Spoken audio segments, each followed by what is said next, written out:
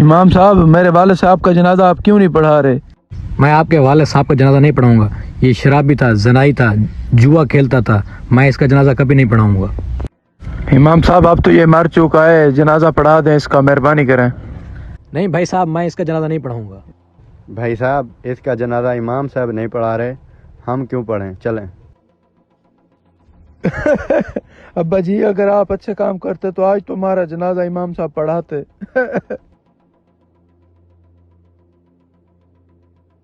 بیٹا میری بات غور سے سنو. جی ابا بولو.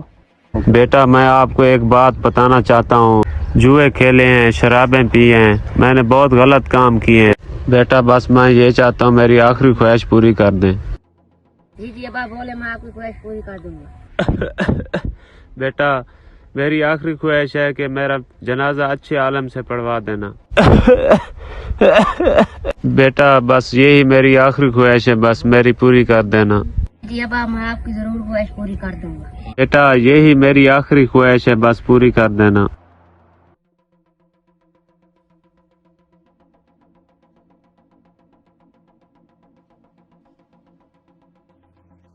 اے اللہ پاک ایسا وسیلہ بنا دے جو میرے باپ کا آ کے جنازہ پڑھائے، کوئی امام صاحب بھیج اللہ پاک.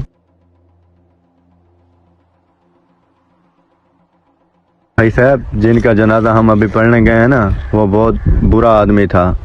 جو ہمیں دودھ اور راشن دیتے نا، وہ بہت اچھے لوگ ہیں. بھائی صاحب میرا راشن اٹھا دیں. بھائی صاحب دفع ہو جاؤ یہاں سے، جو آپ کو راشن دیتا تھا وہ مر گیا. بھائی صاحب ہمارا راشن کون دیتا تھا؟ بھائی صاحب وہیں شرابی جس کا آپ نے صبح جنازہ نہیں پڑھا تو وہیں آپ کو راشن دیتا تھا.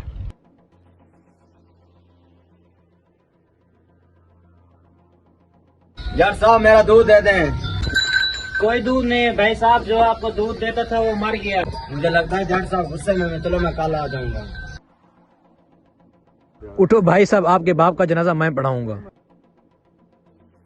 حافظ صاحب آپ نے تو منع کر دیا تھا، آپ کیوں جنازہ پڑھا رہے ہیں میرے باپ کا؟ بھائی صاحب میں سویا ہوا تھا، غیب سے آواز آئی جاؤ میرے نیک بندے کا جنازہ پڑھو، اسی لیے میں جنازہ پڑھانے آ گیا. بھائی صاحب آپ واپس کیوں آ گئے ہیں؟ آپ نے تو کہا تھا میرے باپ کا جنازہ نہیں پڑھو گے، اب کیوں آئے آپ؟ بھائی صاحب ہم بھی اس نیک انسان کا جنازہ پڑھیں گے، اس کی وجہ سے تو ہمارے گھر کا راشن چلتا تھا. دن کا گناہ گار رات کو عبادت گزار ہوتا ہے، اور رات کا عبادت گزار دن کا گناہ گار ہوتا ہے.